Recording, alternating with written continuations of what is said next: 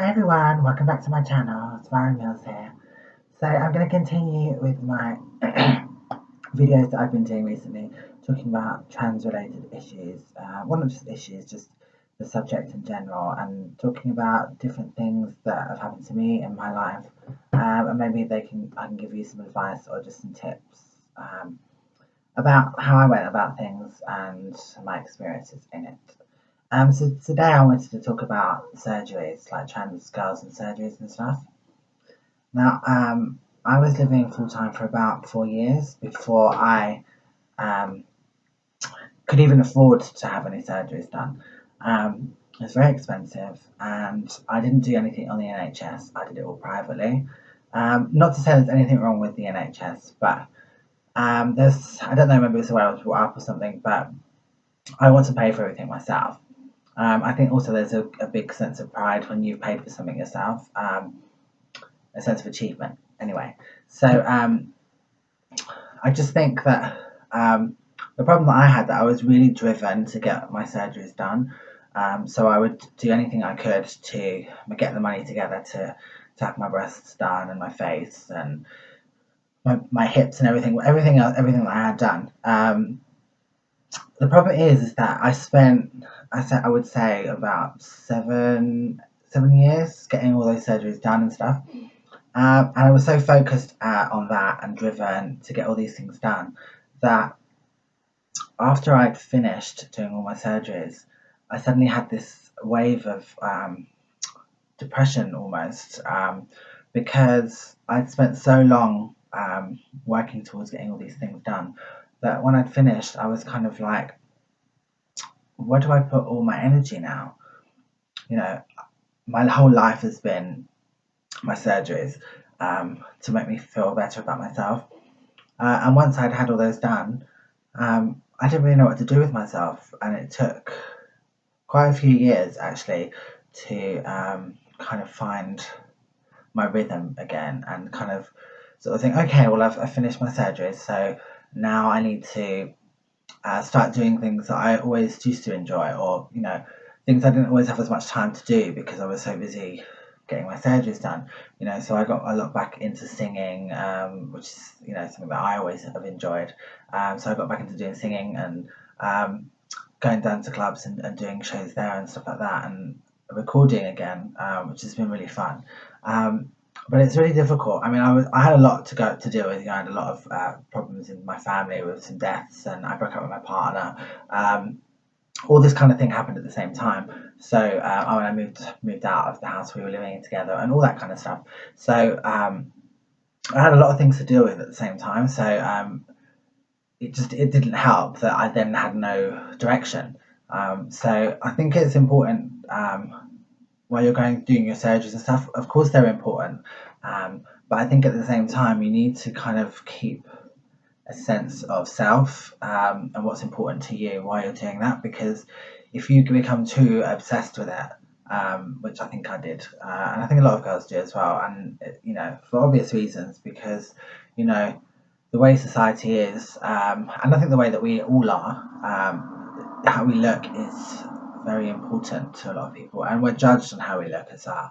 Um, I know that when I was younger and I hadn't had all my surgeries and stuff, I'd have comments from people saying certain things, oh, well, you're not really trans if you haven't done this, or you're not really trans if you don't live your life like this, or you're not trans if you don't take hormones, all these kind of things. And to me, it doesn't really matter if somebody is dressed female, if they're wearing heels and they're wearing makeup and they have breasts, even if they're not implants or hormone grown, if they look female, if they're presenting themselves as female, then I call them her or she, because that's how they're presenting themselves. And I think it should be as simple as that.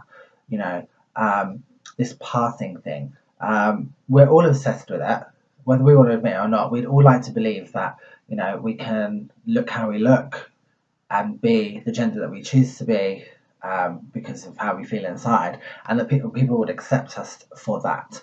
But unfortunately, there's this level of beauty or possibility that you need to have in order to feel happy and to feel accepted by everybody else.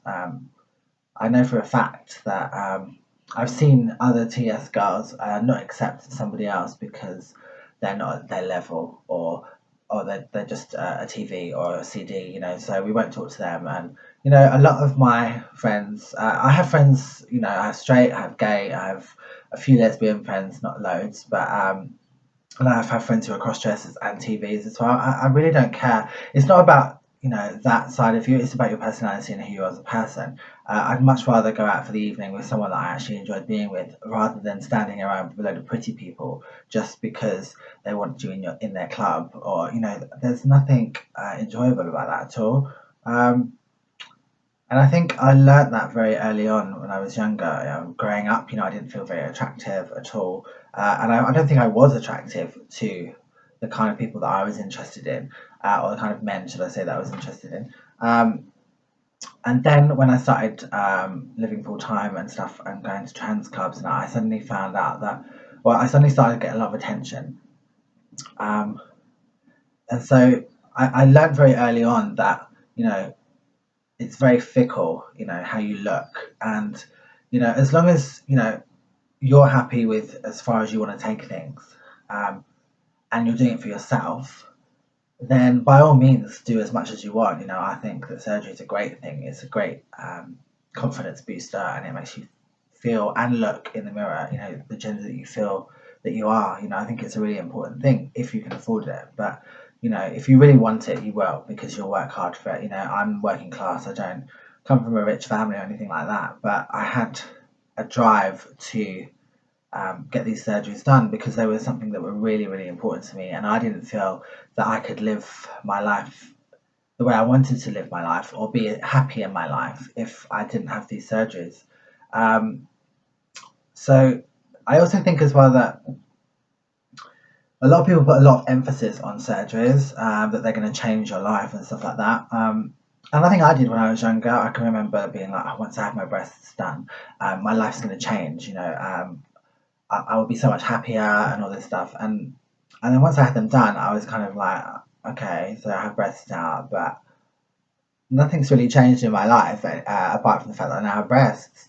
So I really think that surgery does give you confidence, and it does make you feel better about yourself, and make you look more passable, if that's, you know, a word that I hate, but it seems to be the way things are.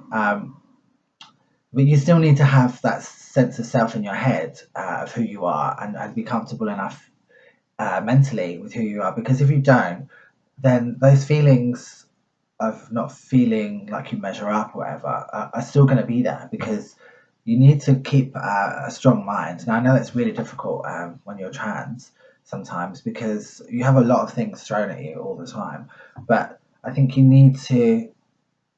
I mean, it's difficult because some of us come from broken homes. Now, I'm lucky that I have a really supportive family. I don't know if I would think the same way as I do sometimes if I was rejected. So it's really difficult to say. I mean, I just don't know how that feels. So I can't assume that everyone is able to do some of the things that I've done. But I have found that if you can keep a strong sense of self, what's important to you, and not get sort of sucked in too much of the surgery thing, thinking it's going to change everything, I think it's going to help you out a lot more in the future. Okay, darlings, that's it for today. I will be back with another video soon. Again, if there's any other topics you'd like me to discuss or cover that I haven't, then I'd be happy to talk about those things. Until next time, take care.